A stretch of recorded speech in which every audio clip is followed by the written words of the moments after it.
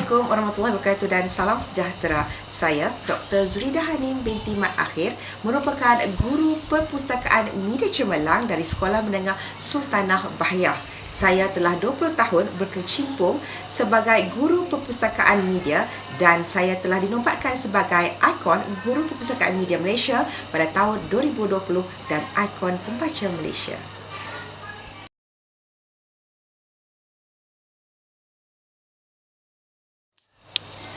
Apabila borang dihantar untuk memohon sebagai guru cemerlang, sebenarnya perkara pertama yang perlu kita laksanakan adalah kita perlu menyediakan satu timeline pergerakan kita, apakah yang akan kita lakukan pada hari ini sehingga anggaran hari untuk dinilai. Oleh itu, yang pertama kita perlu kenal pasti apakah kekuatan dan kelebihan yang ada pada kita supaya dari situ kita dapat boleh merancang bentuk dokumentasi. Contohnya hasilkan brosur, buat site dan sebagainya. Kemudian seterusnya ambillah peluang ini untuk kita mengemaskini segala media sosial seperti laman web, YouTube.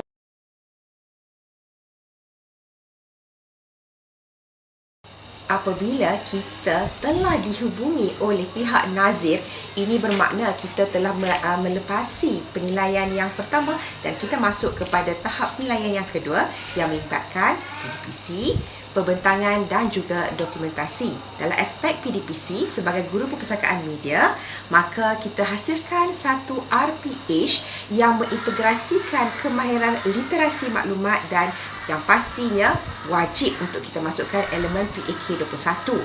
Ini bermakna kita integrasikan kemahiran berfikir aras tinggi, komunikasi, kolaboratif, pembinaan karakter dalam proses PDPC anak-anak murid kita.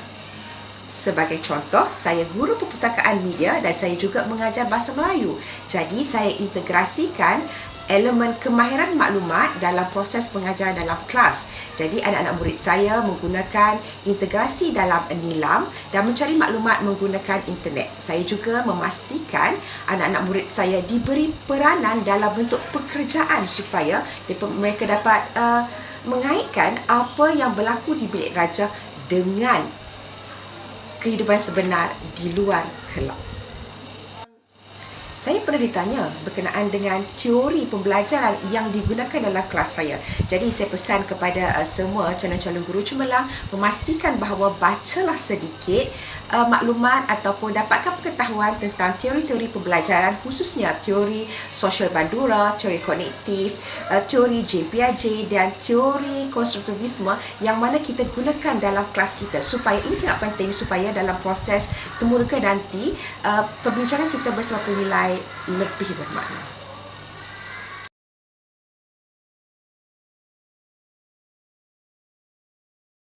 Seterusnya, kita masuk pada bahagian yang kedua, iaitu bahagian dokumentasi. Bahagian dokumentasi ini bahagian yang sebenarnya semua GPM ataupun guru-guru rasa agak crucial kerana banyak fail yang perlu disediakan. Di sini saya ingin mencadangkan cikgu-cikgu untuk menyediakan yang pertama fail peribadi perkhidmatan yang memasukkan semua maklumat perjawatan sepanjang 3 tahun ke belakang. Yang kedua, fail kompetensi yang mengandungi semua kejayaan, sumbangan, sijil, data headcount, fail kejayaan PBD, modul dan perkembangan anak murid kita. Seterusnya, yang ketiga, fail inovasi. Kumpulkan semua kajian tindakan, penulisan ilmiah, inovasi yang kita hasilkan, yang kita bentang, khususnya yang kita mendapat anugerah. Buktikan berlaku kemenjadian murid sebelum dan selepas pelaksanaan inovasi. Dan yang ketiga, khususnya fail ini yang agak penting, iaitu fail kemenjadian murid, di mana pada tahap ini cikgu-cikgu perlu paparkan selain daripada inovasi yang cikgu hasilkan, apakah data-data yang boleh kita lihat perubahan pencapaian murid sebelum dan selepas semua program yang kita laksanakan. Dan akhir sekali, fail penerbitan ataupun penulisan. Jika cikgu seorang penulis, dicadangkan cikgu sediakan satu QR code ringkasan ataupun rumusan tentang buku-buku yang cikgu tulis, ataupun cikgu cetak atau scan muka hadapan buku-buku yang cikgu tulis dan susun ke dalam fail penerbitan ataupun penulisan.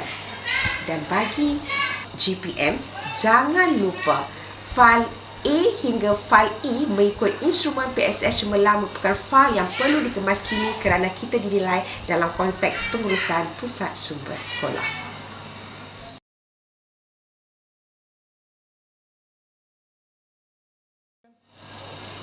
Selepas kita melihat sedikit tips tentang dokumentasi, sekarang kita lihat sedikit tips bagaimana untuk menghadapi proses pembentangan. Yang pertama, cikgu-cikgu perlu susun pembentangan supaya padat, tepat dan memenuhi masa. Oleh itu, cikgu-cikgu rancanglah konten itu sebaik mungkin dan pastikan konten itu dapat dipersembahkan dalam tempoh masa yang ditetapkan. Oleh itu, pastikan dalam penyediaan slide kurangkan bilangan perkataan, namun banyakkan grafik supaya dapat menceritakan secara lebih ringkas tetapi padat. Yang seterusnya, fokus kepada sumbangan inovasi. Paparkan gambar-gambar kejadian sebelum dan selepas inovasi yang telah cikgu laksanakan. Dan ini merupakan satu perkara yang perlu ditekankan kerana penilai ingin melihat keberkesanan semua program atau inovasi yang cikgu-cikgu laksanakan. Paling cantik, jangan lupa masukkan sekali tangkap layar atau screenshot paparan daripada FB, daripada YouTube ataupun sebarang bukti yang menunjukkan terdapat maklum balas atau feedback daripada responden, khususnya anak murid kita dalam semua aktiviti yang kita laksanakan.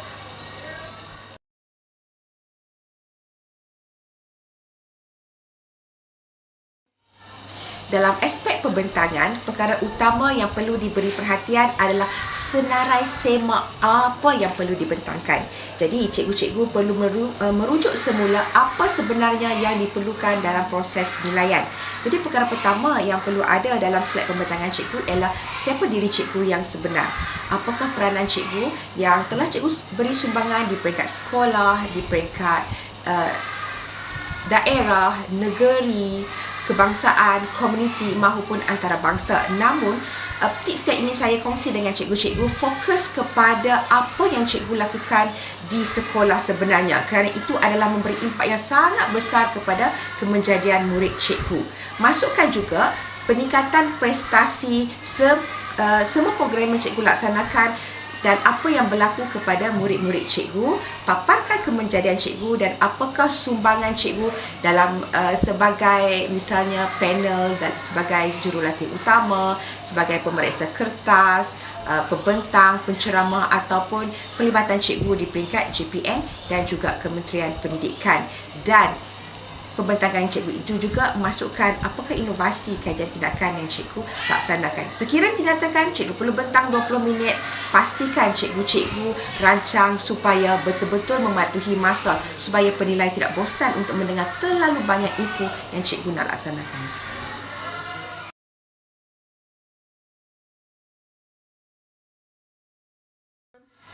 Jadi, seperti mana betul yang saya maklumkan sebelum ini, dalam proses pembinaan slide, pastikan slide itu tidak banyak bilangan perkataannya, menggunakan grafik ataupun maklumat yang ringkas, padat. Gunakanlah gambar-gambar untuk menunjukkan bukti dan berlatihlah sebelum sesi penilaian sebenar supaya cikgu tidak gugup dan pembentangan cikgu lebih lancar. Di sini juga saya ingin mensarankan cikgu-cikgu dalam sesi temuduga juga, cikgu-cikgu perlu tingkatkan pembacaan khususnya dalam aspek pengurusan pusat sumber, baca buku instrumen PSS abad ke-21, tahu berkenaan panduan pengurusan nilam, pengurusan PSS abad ke-21 serta maklumat balas tentang dasar-dasar yang dilaksanakan khususnya berkaitan dengan pembangunan pusat sumber dan pendigitalan.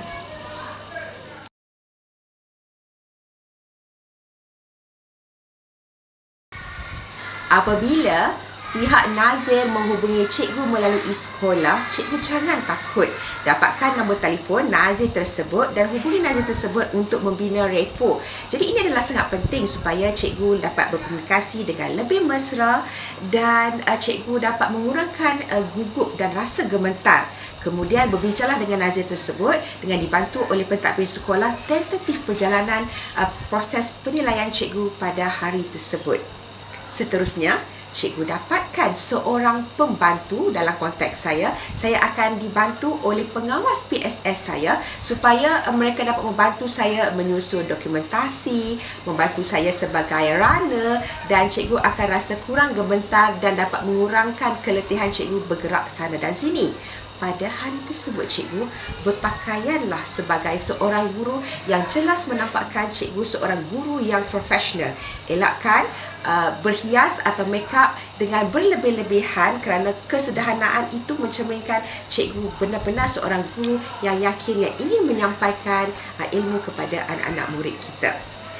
Cikgu-cikgu, dokumentasi itu disarankan disusun sehari lebih awal dalam satu bilik khas, dan cikgu-cikgu boleh menyediakan satu mini pameran seolah-olah kita membuat pameran dalam bentuk di kios inovasi dan sebagainya. Ini adalah penting kerana pihak penilai dapat melihat cikgu secara sepintas lalu, kerana kalau nak lihat semuanya dalam fail agak sukar dan memakan masa. Jadi cikgu boleh sediakan streamer, boleh pamerkan piala, mock check atau sebarang album yang melibatkan pencapaian cikgu sepanjang 3 tahun.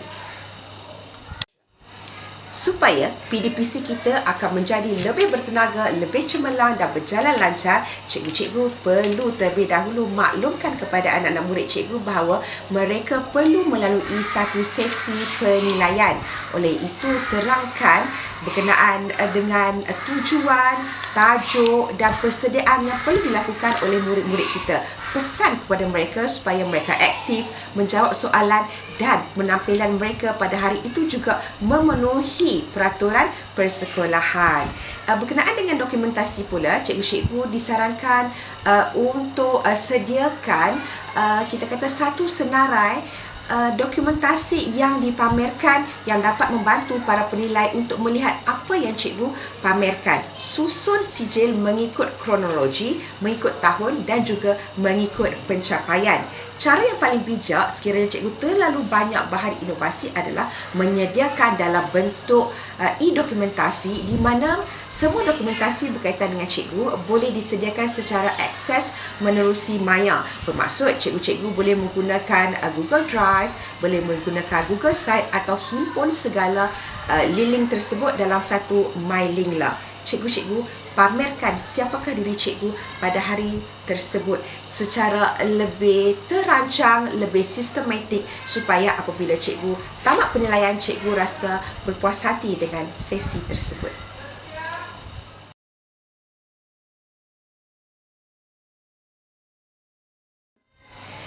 Dalam penilaian Guru Cemerlang Perpustakaan Media, elemen dokumentasi merupakan elemen yang sangat penting kerana kita melaksanakan banyak aktiviti.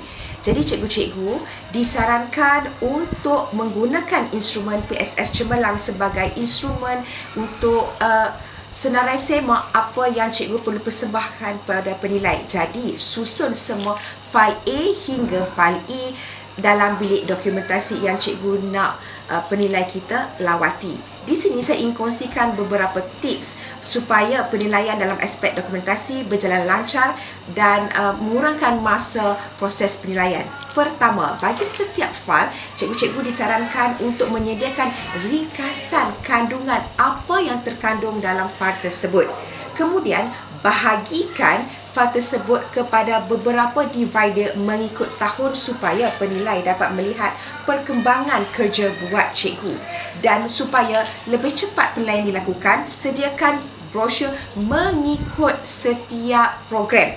Dalam brosur tersebut, pastikan wujudnya impak sebelum dan selepas program dilaksanakan. Ini adalah kaedah yang paling cepat supaya penilai dapat melihat siapa cikgu dan apa yang cikgu lakukan dalam tempoh 3 tahun. Dan seperti mana yang saya sebutkan sebelum ini, paling penting sekali setiap dokumentasi perlu disertakan dengan bukti, iaitu tangkap layar atau screenshot maklum balas anak murid, kemudian apa yang ditulis dalam Facebook berkenaan dengan cikgu, WhatsApp ataupun petikan-petikan video yang mungkin cikgu boleh rakam dan paparkan menggunakan laptop dalam bilik dokumentasi tersebut.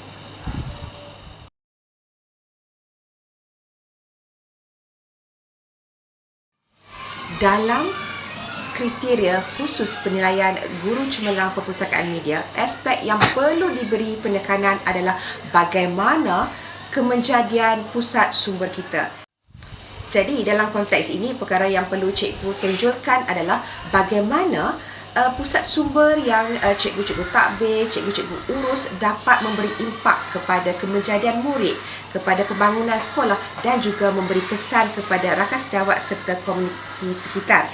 Dalam hal ini, saya sendiri telah menulis buku Panduan Pusat Sumber Idaman 1 dan Pusat Sumber Idaman 2, di mana dalam buku tersebut saya menceritakan apakah yang berlaku dalam tempoh 3 tahun sepanjang saya berkhidmat di Sekolah Menengah Sudah Bahaya hingga menggondol pelbagai anugerah. Jadi, dokumen-dokumen ini sangat penting supaya penilai dapat melihat apakah yang berlaku sepanjang kita menguruskan pusat sumber sekolah.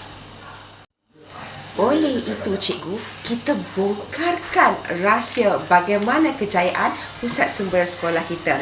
Yang pertama, kita perlu memberi fokus kepada program pembangunan PSS. Apa yang telah kita lakukan daripada PSS kosong kepada sebuah PSS yang menjadi hero sehingga mendapat pelbagai kejayaan di peringkat kebangsaan maupun antarabangsa.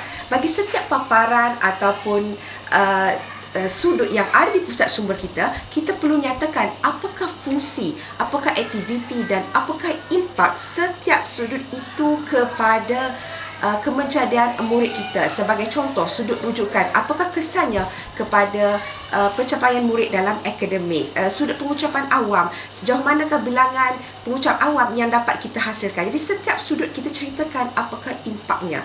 Yang ketiga, apakah transformasi murid yang berlaku sepanjang program PSS yang kita laksanakan. Seterusnya, berapakah jumlah young leaders atau pengawas PSS ataupun murid-murid kita yang kita dapat hasilkan menjadi pemimpin-pemimpin kecil untuk mengendalikan pelbagai program yang kita laksanakan. Paparkan, tunjukkan kehebatan kita sejauh mana kita mencorakkan anak-anak murid kita.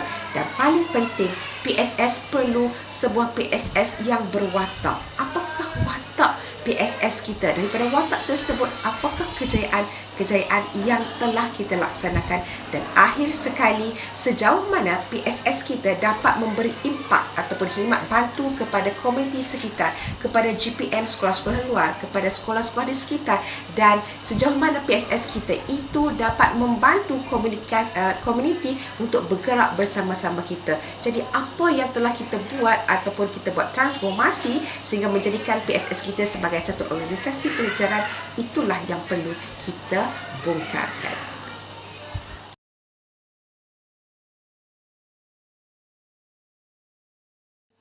Selain itu, kriteria khusus seorang guru perpustakaan media adalah yang pertama, adakah kerja buat kita memenuhi instrumen PSS cemerlang seperti mana yang kita paparkan dalam fail A hinggalah fail B, dan apakah yang kita lakukan dalam tempoh relief. Oleh itu, mungkin kita boleh tunjukkan mungkin ada modul yang kita hasilkan semasa proses relief 3 tahun ke belakang ataupun dalam proses semasa kita dinilai. Seterusnya, siapakah diri kita yang sebenar? Kerana setiap GPM mempunyai speciality atau keistimewaan kita tersendiri. Jadi, cikgu kongsi apakah kepakaran cikgu, apakah kursus ataupun seminar, pembentangan kertas kerja, perkongsian yang cikgu selalu kongsi bersama GPM di peringkat daerah, negeri maupun juga kebangsaan.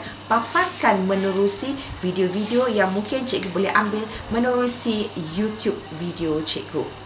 Seterusnya, cikgu-cikgu di hadapan saya yakin sebagai seorang GPM, cikgu-cikgu selalu mengadakan perkongsian ilmu.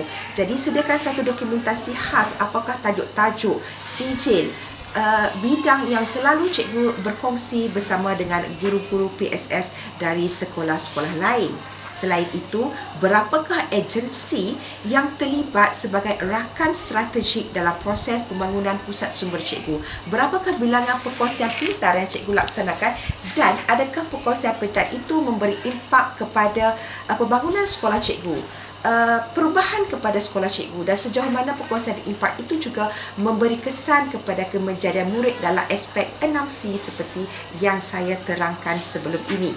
Selain itu, kriteria khusus yang perlu ditonjolkan adalah berapakah jumlah kajian yang telah cikgu laksanakan, berapakah jumlah inovasi yang telah cikgu jalankan, khususnya dalam aspek pembangunan pusat sumber, amalan membaca dan literasi maklumat di sekolah ataupun di peringkat yang lebih luar, dan mungkin bahan-bahan tersebut diguna pakai oleh pihak lain. Jadi sebaran luas itu juga memberi markah yang lebih bahawa cikgu adalah seorang yang mampu berkongsi ilmu dan membantu pihak luar dalam proses pembangunan pusat sumber sekolah. Dan akhir sekali, tonjolkan cikgu sebagai seorang yang hebat dengan senarai pengiktirafan yang cikgu peroleh. Namun begitu, perlu ditekankan bahawa dalam konteks cikgu memperkenalkan diri cikgu yang sebenarnya, gunalah pendekatan yang sebaiknya supaya cikgu dilihat sebagai seorang yang profesional, bersederhana dan yakin dalam proses melaksanakan tugas-tugas cikgu, dan insya-Allah cikgu bakal menjadi seorang GPM yang cemerlang. Begitulah tadi perkongsian pengalaman penilaian oleh Jemaah Nazir oleh Dr. Zulidah Hanim binti Muhammad Ahir, Guru Cemerlang Perpustakaan Media daripada Sekolah Menengah Kebahasaan Sultan Bahia Al-Usta.